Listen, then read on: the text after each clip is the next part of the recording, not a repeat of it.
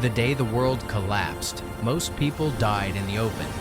Not because they lacked weapons or food, but because they believed they could find cover when danger appeared. That belief is the first killer. In every crisis zone ever documented, the hunters, raiders, and patrol groups all target one thing: exposed movement. If you are visible for even a moment, you are already marked. In a 24-hour window, your only real currency is disappearance. And yet, the biggest myth refuses to die. The idea that a bunker must be deep, reinforced, and time-consuming. That fantasy has buried more survivors than bullets.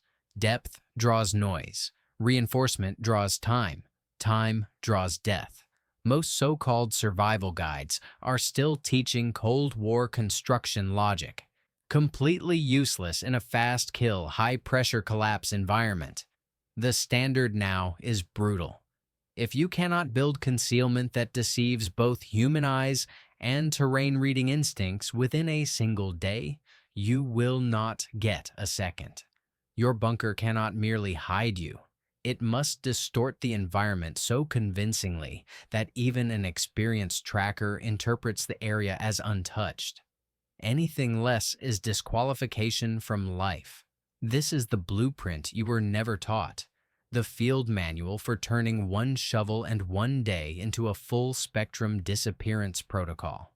5 hidden techniques, all grounded in post-collapse operational reality, all designed for people who already know the basics, but need the edge that keeps them alive when the margin of error is zero. After this, you won't be building a bunker. You'll be executing a controlled vanishing. A shovel is not a digging tool in the collapse. It is an instrument for rewriting geography.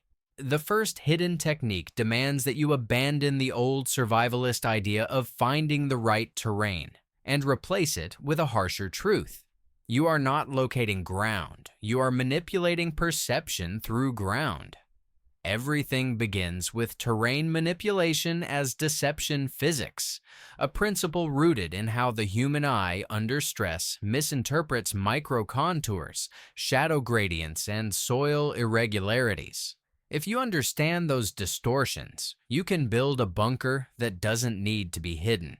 It simply becomes unnoticed. Most people dig a hole, throw debris over it, and pray the world looks away. That is amateur thinking. A tracker does not look for a bunker. He looks for what should be there but isn't. Uniform soil texture, consistent erosion lines, natural drainage channels, and predictable shadow geometry. Your goal is to weaponize those expectations against him. You're constructing an environment where every clue he relies on betrays him through subtle, deliberate lies. Start with soil fatigue. Freshly disturbed earth is too smooth, too consistent. You will roughen it not by adding debris, but by imitating the randomness of natural erosion. Irregular scuffing patterns, asymmetrical compression, micro ridges that mimic water flow. With one shovel, you sculpt a surface that looks older than your footprint. Age is the perfect camouflage. Nothing arouses less suspicion than a scene that feels like it has existed long before danger arrived.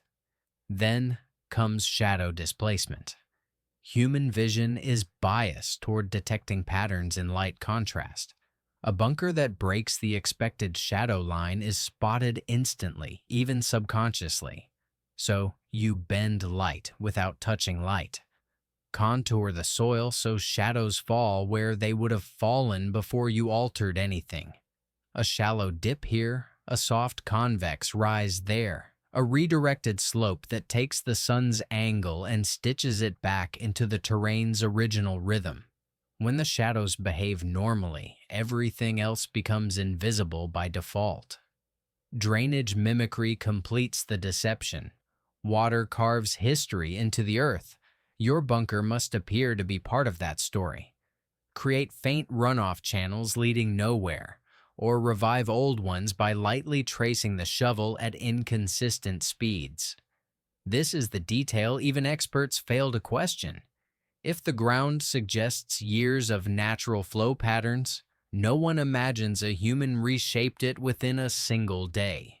You are not hiding activity. You are rewriting the environment's biography. The principle is simple but merciless. The ground must lie for you. It must tell a coherent, believable narrative to anyone examining it. And you will give it that narrative through controlled manipulation of depth, texture, slope, and erosion behavior. You avoid symmetry, avoid predictability, avoid the tidy efficiency of modern logic. The collapse rewards chaos realism, the kind of natural disorder that emerges only from time, weather, and entropy. With precision, you will recreate that disorder in hours. When done correctly, your bunker does not vanish. It refuses to register as an anomaly. A patrol can walk past it, scan it, even stand on top of it without their instincts firing a warning. They don't dismiss it. They simply never notice it in the first place, because the terrain they see behaves exactly as their brain believes it should. Your presence is buried not under soil, but under cognitive complacency. This is terrain manipulation as deception physics, the art of making the earth forget you were ever there. The entrance is the death of most one-day bunkers, not because it is weak, not because it is crude, but because it obeys human logic. Humans build straight lines, predictable openings, and paths that make sense. And in the collapse, anything that makes sense is a gravestone. The second hidden technique, the obscured entrance illusion, rejects symmetry, rejects convenience, and rejects the instinct to place the entrance where you would enter. This technique starts with a single principle. A bunker is not hidden when its door's hidden. It is hidden when the observer is never cued to search for a door at all. Trackers do not scan the world randomly. They follow a choreography of attention honed by thousands of tiny survival decisions. They check elevations, depressions, straight edges, unusual shadows, repeated textures, and animal inconsistent disturbances. What they do not check are the places where their brains have already dismissed the possibility of human presence. Your entrance must exist inside that blind spot, exploiting a perceptual weakness rather than brute camouflage. You are building a doorway the eyes glide past, not because it is invisible, but because it doesn't fit the mental category of entrance. Begin with reversed slope logic. Most survivors carve an entry point into the downhill face of a mound or embankment. It feels natural, easy to reach, easy to dig, easy to conceal. But natural is predictable, and predictable is fatal. A reverse slope entrance goes into the uphill side, counterintuitive, counter-comfort, and nearly impossible for a casual observer to suspect. The human eye instinctively expects wind and water erosion to shape soil in a specific downhill direction. By aligning your entrance with the direction erosion never flows, you make the brain discard the shape automatically. The mind says, "This contour is wrong," and moves on, never imagining a human caused it. Next is false convexity. Instead of placing your entry under a depression or camouflage dip, you bury it beneath the illusion of a small rise. A convex bump in terrain reads as solid, stable, and uninteresting. A tracker steps on it without hesitation because convex shapes suggest nothing underneath. In reality, your internal cavity extends beneath it like a hollow tooth. The trick is micro-layering the soil so it compresses gradually, not sharply, ensuring weight distribution remains natural. When someone walks over it, the firmness feels consistent with undisturbed ground. The entrance's location becomes psychologically immune to suspicion. After that comes the attention trap. You create a more interesting terrain feature several feet away. A fallen branch, a broken patch of soil, an irregular shadow, something that appears like a possible hide but isn't. This is not misdirection. It is attention anchoring. Humans latch onto anomalies. Give them one anomaly to investigate, and they unconsciously lower scrutiny elsewhere. While they analyze the decoy, the real entrance rests in plain sight.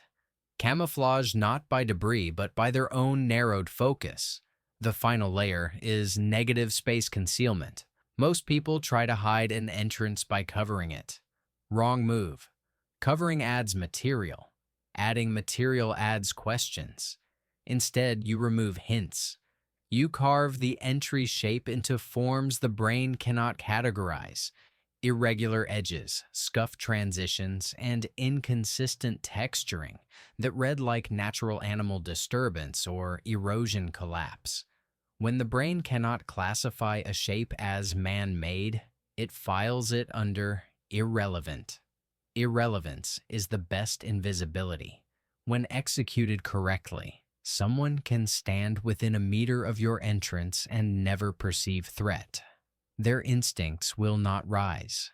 Their scanning pattern will not reset.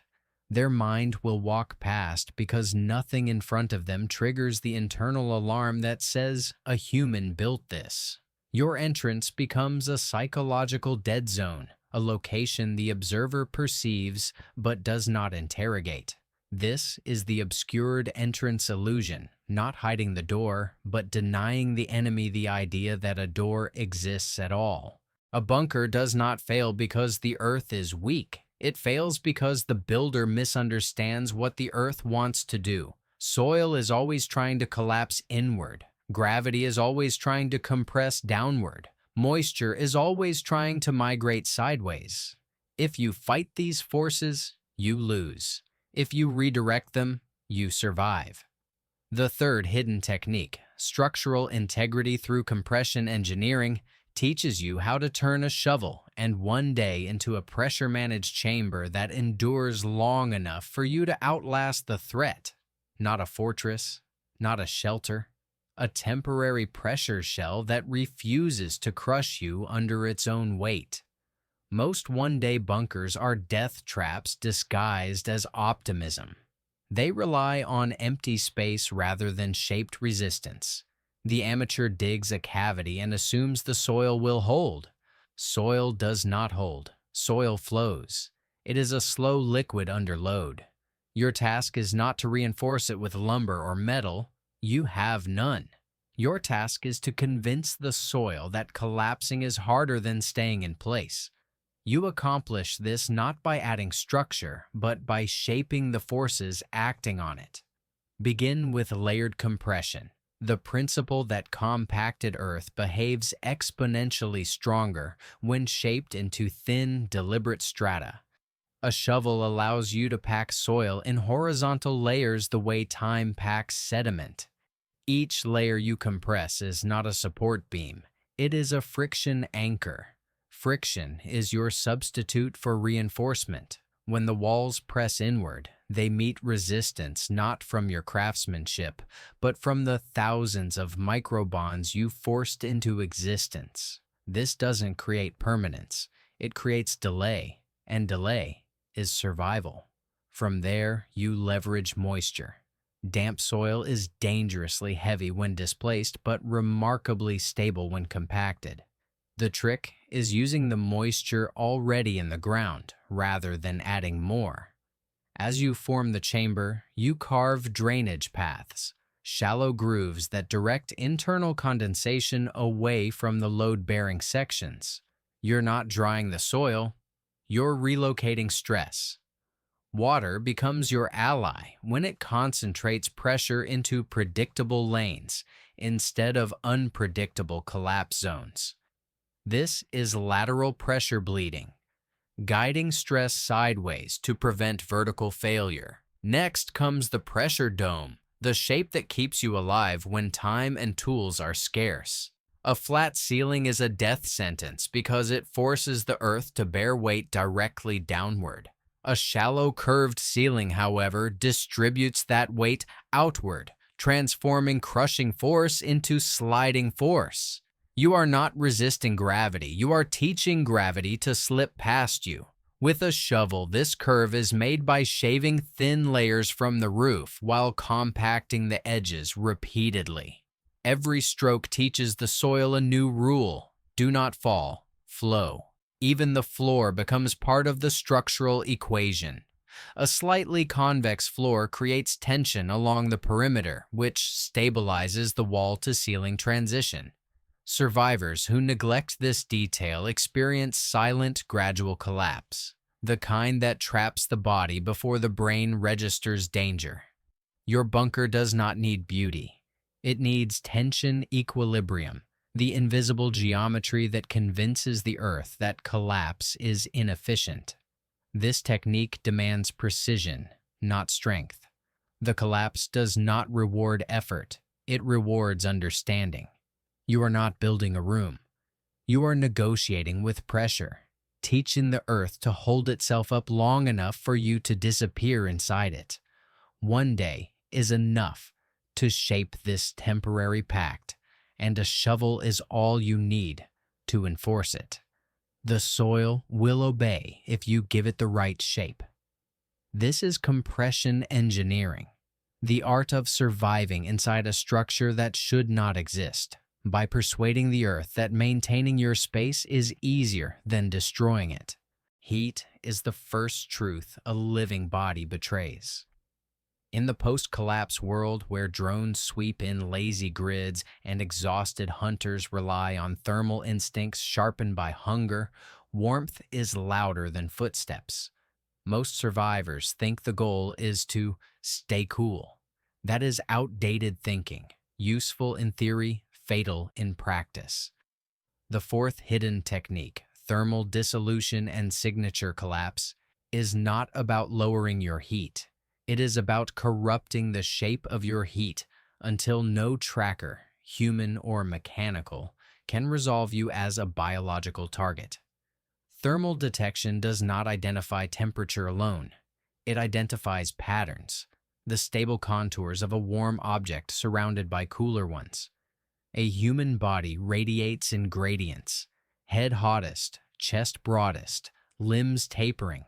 Even if you bury yourself, if the thermal bloom escapes through a predictable channel, the shape can still be read.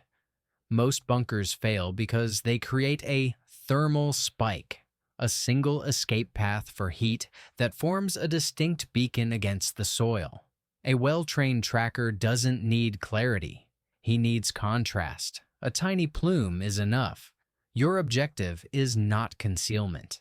It is dissolution, turning your heat signature into chaotic noise.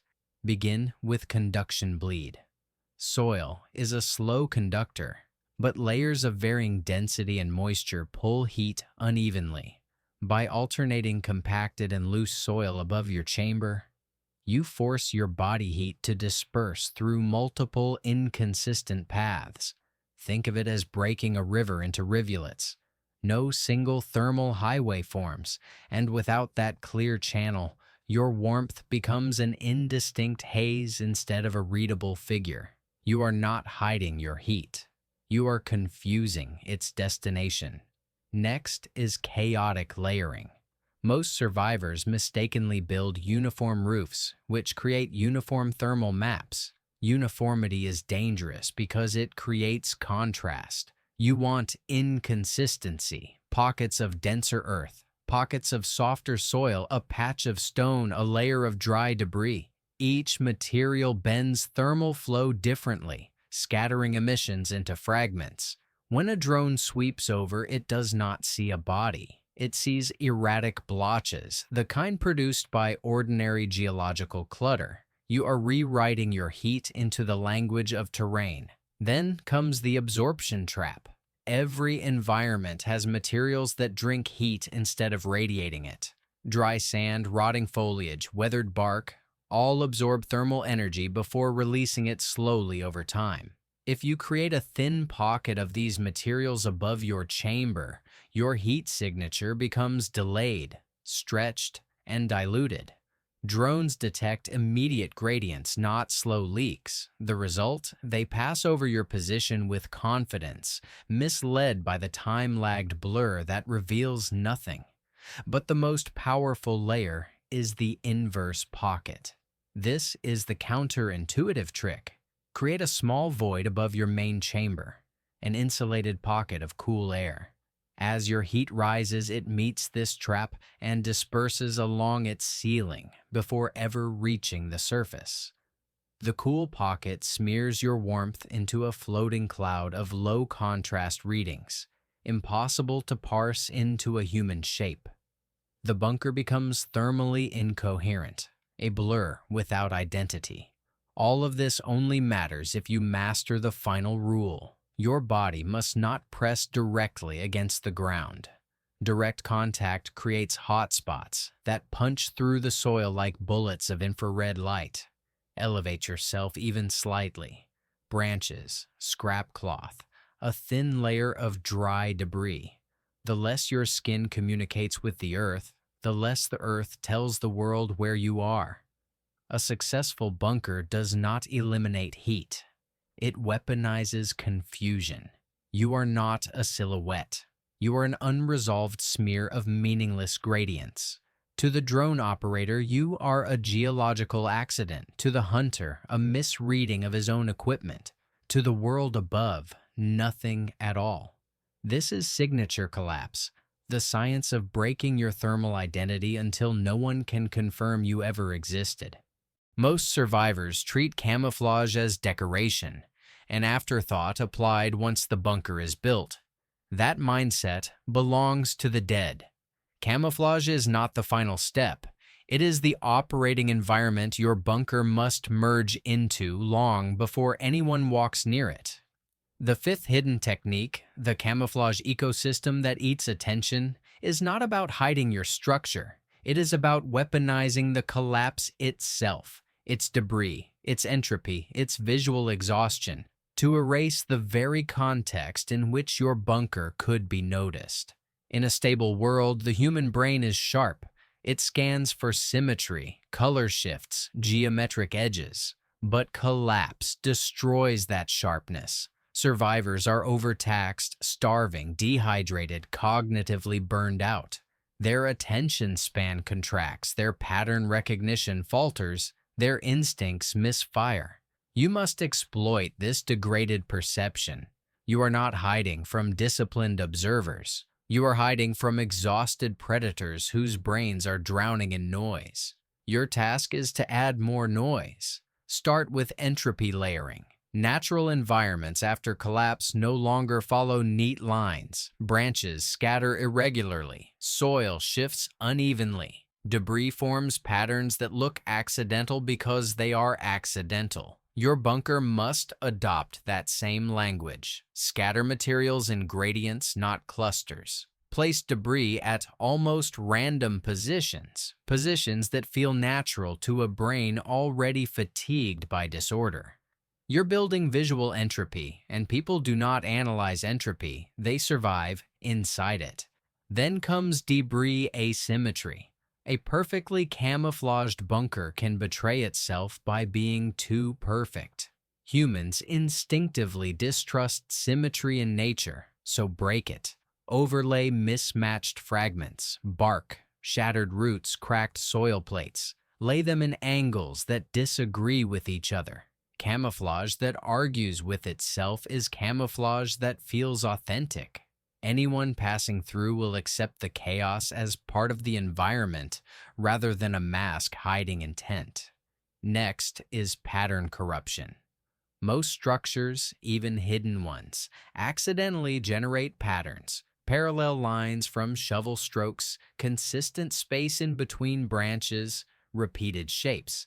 These patterns are the enemy. Your goal is to corrupt them until no repeating element remains. Smear, drag, twist, interrupt, make the ground contradict itself. Camouflage is not blending. It is breaking the viewer's ability to detect meaningful structure. If their brain cannot assemble a story, it stops trying. But the most powerful tool in this ecosystem is collapse residue mimicry. The world after failure carries a distinctive aesthetic: rotting foliage, half-buried trash, scorch marks, fragments of past civilization dissolving into dirt.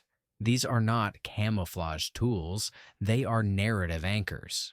When you integrate your bunker into that visual narrative, your presence becomes a footnote lost inside a ruined chapter. A can half crushed, a torn scrap of fabric, a broken branch charred at the tip. Each one whispers the same lie. This place died long before you arrived. A tracker will glance, categorize it as decay, and move on. Finally, shadow logic completes the ecosystem. Camouflage is useless if shadows betray you. Every object casts a signature. Every mound suggests volume. But in a collapsed world, shadows behave inconsistently due to uneven terrain and broken canopy. Replicate that inconsistency. Build slight ridges that shift shadow direction. Place debris to fracture outlines. Ensure no clean shadow contour remains. A bunker with a predictable shadow is a bunker discovered. When the ecosystem is constructed correctly, your bunker ceases to exist as an object. It becomes a region, an indistinguishable piece of environmental noise. Observers don't see camouflage. They see a landscape so visually overwhelming that their minds triage it as background chaos. And chaos is safety. This is the camouflage ecosystem, not the art of hiding structures, but the science of overwhelming perception until your presence dissolves into the ruins of the world. A shovel and a single day sound like constraints, but in the collapse, they are the only conditions that produce reliability. Complexity fails. Permanence cracks. Structures that take too long to build attract eyes, noise, and danger. What endures is not the bunker itself, but the discipline behind it. The understanding that survival is a negotiation with perception, pressure, temperature, and chaos. When you combine the 5 hidden techniques, you stop behaving like someone who is building shelter and start operating like someone who is erasing their existence in real time. Terrain manipulation taught you that the earth is not a surface, but a story.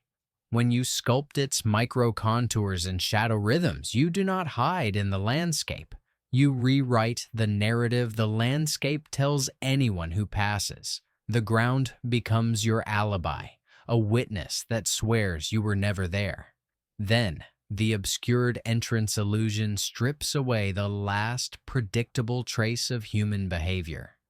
No one searches for what their instincts never question. You remove not the evidence, but the impulse to search for evidence. Compression engineering transforms your bunker from a liability into a pressure-stable void that respects the rules of force instead of fighting them. The earth learns for a moment to tolerate your intrusion. Thermal dissolution erases your biological footprint, turning your warmth from a beacon into a smear, scattering your signature until neither drone nor hunter can resolve you as a living target. And the camouflage ecosystem finishes the doctrine by overwhelming the observer's cognition. You disappear not because you blend in, but because their brain is too tired, too overloaded, and too uncertain to assemble a meaningful threat image. When these principles converge, you achieve more than concealment. You execute the 24-hour vanishing protocol, a system built not on tools but on understanding.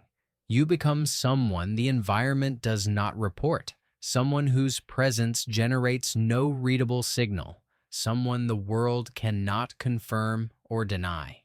In a landscape ruled by scarcity, violence, and constant scanning, that uncertainty is power. Your goal is not to appear strong, clever, or prepared. Your goal is to disappear so completely that no enemy wastes the calories to imagine you exist. Survival is not a contest of strength, it is an audit of signals. Those who manage their signals live. Those who broadcast them, intentionally or not, are cataloged, tracked, and removed. By mastering these 5 hidden techniques, you are no longer a participant in that cycle. You step outside the visible spectrum of conflict.